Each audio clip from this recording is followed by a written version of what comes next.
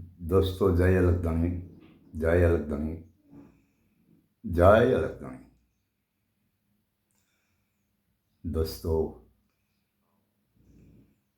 મહાપુરુષો મને તમને જે વાત કરી રહ્યા છે, જેમની વાણી દ્વારા એક વાણીને જ્યારે કોઈ સમર્થન આપણને અપાવે, કોઈ પણ મહાપુરુષને આપણે મળીએ અને જ્યારે આપણા સંશયનું સમાધાન કરાવવા જઈએ તો ત્યારે મહાપુરુષો એ પૂર્વ મહાપુરુષોની વાત ઉપર એની એક વાતને લઈ મને અને તમને એનું સમર્થન અપાવે, પરંતુ એ વાત છે. કારણ કે જ્યાં સુધી દેહાભાસ મને ને તમને મટે નહીં, ત્યાં સુધી આપણે બીજે જઈ શકીએ નહીં. આપણને આપણા દેહનો ભાસ જે મટી ન જાય ત્યાં સુધી તો આપણે આપણા દેહના ભાસની અંદર ઓતપ્રોત છીએ. એટલે આ જે દેહનો ભાસ, દેહનો જે ભાવ, એને છોડવા માટે આપણે મહાપુરુષના સાનિધ્યમાં જવું પડે. જ્યારે એ મહાપુરુષના સાનિધ્યમાં જવા માટે હરેક મહાપુરુષોએ તન, મન અને ધન આ ત્રણ મુદ્દાઓને સમર્પણ કર્યા છે. અર્પણની વાત ન હોવી જોઈએ, જેમાં સમર્પણનો ભાવ મને તમને હોવો જોઈએ. અને જે વ્યક્તિઓ પોતે જે મહાપુરુષને ચરણે ગયા છે અને એ મહાપુરુષને ચરણે ગયા પછી જેઓએ સમર્પણનો ભાવ વ્યક્ત કર્યો છે, એ વ્યક્તિ આ મહાપદને પામી શક્યા છે. જે મહાપુરુષો મને તમને મળ્યા હોય અને જ્યારે આપણે સમર્પણનો ભાવ બતાવ્યો હોય તો જ આપણો દેહાભાસ મટે. અને સમર્પણ એટલે એકતા થઈ જવી બંનેની, સહેજ પણ જુદાપણું ન રહેવું. અને એ વાત ગંગા સતી અને પાનબાઈની વાણીમાં એ વાતનું આપણને સમર્થન મળે છે. ગંગા સતી પાનબાઈને કહે છે કે આ દેહનું ભાવ મટાડીને આવો મેદાનમાં, આપાપણું છોડીને આવો તો બતાવો હરિનો દેશ. અરે એ તો ત્યાં સુધી કહે છે કે જ્યાં સુધી અંતર નહીં ભાંગે, ત્યાં સુધી ઉભરો નહીં આવે અને થાય નહીં દિલની વાત સાચી. સંતો પુકારે છે મને ને તમને વારે વારે. જેઓ કહે છે કે ભાઈ મને ને તમને જે અંતર છે ને, મારે ને તમારી વચ્ચે જે અંતર પડ્યું છે એ અંતર નહીં ભાંગે તો ઉભરો નહીં આવે અને દિલ ભીતરમાં પડેલી અસલિયત વાત કરી નહીં શકાય અને હું ને તમે સમજી નહીં શકીએ. અને અંતર ભાંગવા માટે રામાયણનો એક પુરાવો છે. જે હોય તે પણ વાત એમાંથી લીધા જેવી છે. ભરતને જ્યારે રામ મળે ને ત્યારે રામ દોડે છે અને દોડતા દોડતા એમના ખભે ફક્ત એક ખેસ હતો. એ ખેસ પડી જાય અને પછી રામ ભરતને મળે છે અને કહે છે કે આ ખેસ પડી જવાનું કારણ એ મારા ને ભરતના હૃદયને મળવામાં વચ્ચે જો પડે ને તો એટલું અંતર પડી જાય. માટે મારા ને તમારા વચ્ચે રહેલું અંતર જો મટે નહીં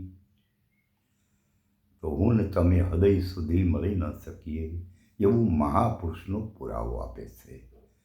એટલે આ હૃદય પહોંચવા માટે, આ વાતને સમજવા માટે આપણે કોઈ પણ મહાનુભાવને મળીએ, કોઈ પણ મહાપુરુષને મળીએ ત્યારે હૃદય સ્પર્શીને મળવું એટલે અંતરરહિત મળવું.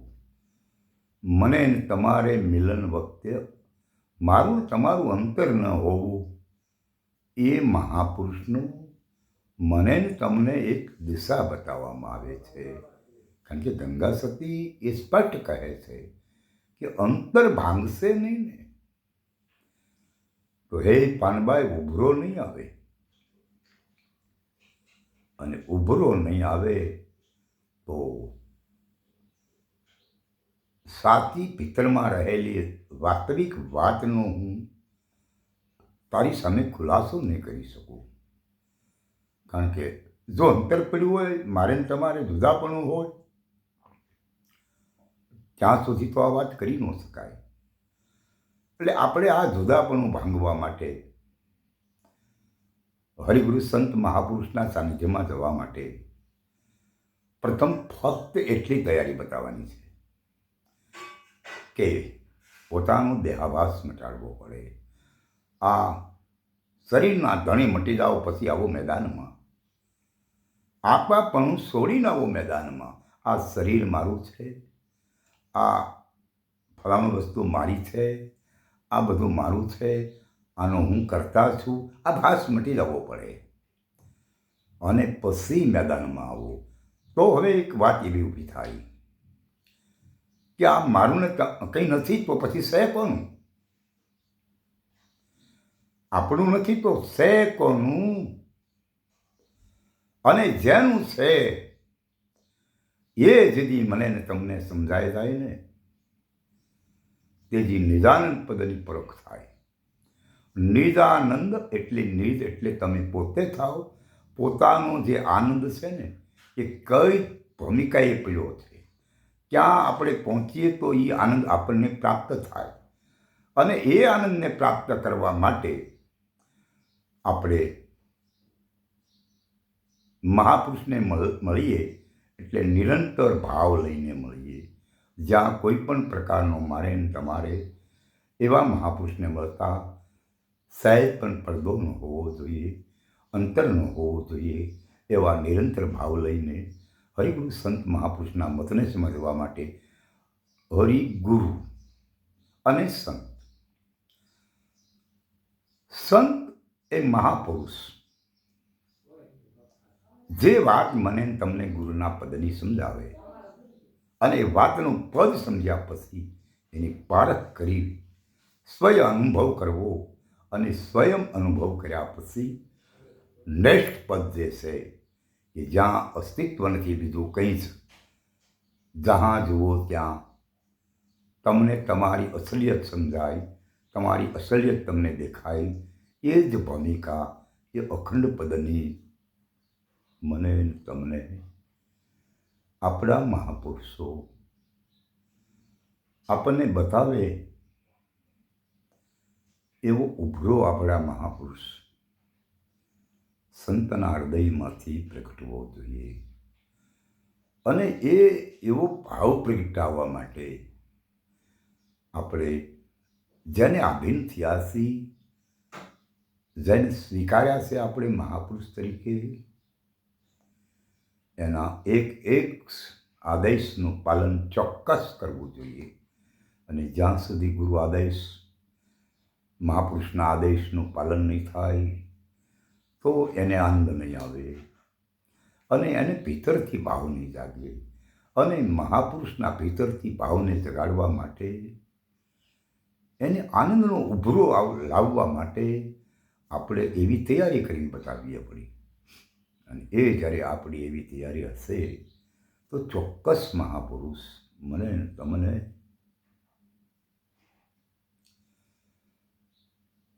જે ભૂમિકા, જે વાસ્તવિક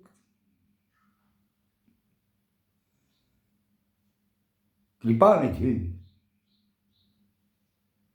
પરમ તત્વ પરમેશ્વર ઓરિજિનલ ભીતરની ભાવનાઓ વાળી વાત નહીં સમજાવે અને એના ભીતરના ભાવને જગાડવા માટે મહાપુરુષને અંદરથી ભાવ જગાડવા માટે મારે ને તમારે શું કરવું પડે?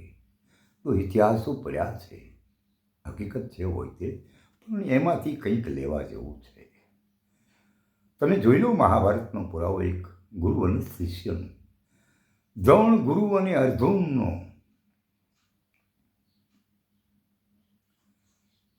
જે એક સમય દરેક રાજકુમારોને અને નગરજનોને એકત્રિત કરવામાં આવે અને એને પૂછવામાં આવે. આ વાત આપણે અગાઉ થઈ ચૂકી છે કે ભાઈ અર્જુન દુર્યાધનને પૂછવામાં આવે કે ભાઈ તમારી ઓળખાણ આપો નગરજનોને. તો દુર્યોધન સ્પષ્ટ કરે કે મહારાજ, ધૃતરાષ્ટ્રનો હું પુત્ર દુર્યોધન. એક પછી એક બધાએ નામ પોતાના ઓળખાણ આપી દીધી. અને જ્યારે અર્જુનનો વારો આવે ત્યારે અર્જુન જુદ્ધું બોલે બધાએ કરતા. અને અર્જુન એવું કહે કે હું દ્રોણ શિષ્ય અર્જુન છું. ત્યારે વિષ્ણુ પિતા ધૃતરાષ્ટ્ર એવું કહે કે બેટા, આ સિવાય તમારી કોઈ ઓળખાણ ખરી બીજી? તો કે નહીં, મારી ઓળખાણ એટલી જ છે કે હું દ્રોણ શિષ્ય અર્જુન છું. બપુ, પોતાની ઓળખાણ જે ગુરુના નામથી આપે ને, જે મહાપુરુષના નામથી આપે ને, એ ક્યારે આપી શકાય? કે જેને બધો જ ત્યાગ કરી દીધો હોય, જેના લક્ષ્યમાંથી બધું જ નીકળી ગયો હોય અને જેના મગજમાં એક જ ભાવના રહી હોય કે મેં જેનું ચરણ સ્વીકાર્યું છે ને, એ જ મારો પરમાત્મા છે, એ જ મારું સર્વસ્વ છે. આવી ભીતરની ભાવના જાગે અને ત્યારે ગુરુ એને અપરંપાર, એ મહાપુરુષ એને અપરંપાર ભૂમિકા દે રહી ત્યાં સુધી અવશ્ય પહોંચાડી દઈએ. અને ત્યાં પહોંચવા માટે જેમ અર્જુને વડવદન વખતે પોતાના શરીરમાં રહેલા નાક અને કાન, આ ગુરુની વાતને આબાદ કરવા માટે જેને ગીરો મૂકી દીધા. મારા સદગુરુ દ્રોણ ગુરુ જે બોલ્યા છે તે હકીકત છે. અને એ વાતને સાબિત કરવા માટે જેને નાકાનગીરો મૂક્યા અને ત્યારે એ વસ્તુ બની, તો ત્યાર પછી દ્રોણને ખુદને ખબર ન રહી કે હું શું બોલું છું. અને ભીતરમાંથી ઉદ્ગાર નીકળાતા કે હે અર્જુન, તને મારો અંદરનો આર્તનાદ છે.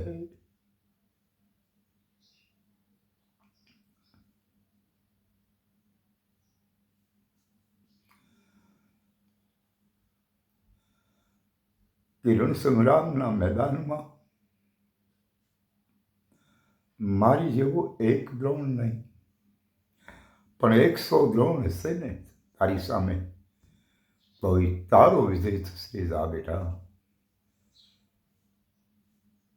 અને તને જે વિદ્યાનું જ્ઞાન થઈ ચૂક્યું છે એ તો થઈ ચૂક્યું છે, પણ મારી ભીતરમાં પડેલી વિશેષ જે એ તને સમર્પણ છે.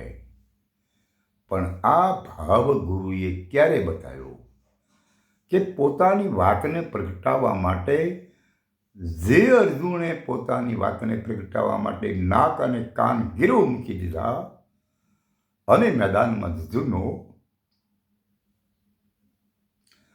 ત્યારે દ્રોણ ગુરુના ભીતરથી એવી ભાવના પ્રગટી અને એને અંતરનાદથી આશીર્વાદ અપાઈ ગયા. તો મારે ને તમારે પણ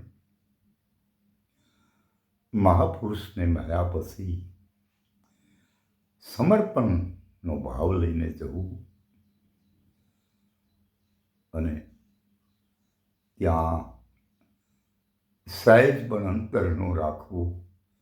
કારણ કે મહાપુરુષોએ આપણને સ્પષ્ટતા કરી છે કે સંતો અને મહાપુરુષને સાનિધ્યમાં જઈ અને ત્યાં અંતર ન હોવું જોઈએ. સંતને મળતા કોટિક યજ્ઞનું ફળ મળે છે, પણ માન મોહ તોડી જું પાઉં આગે ધારે પામે કોટિક યજ્ઞનું ફળ. એટલે એ ભૂમિકાને વરવા માટે, એ પદને હાંસલ કરવા માટે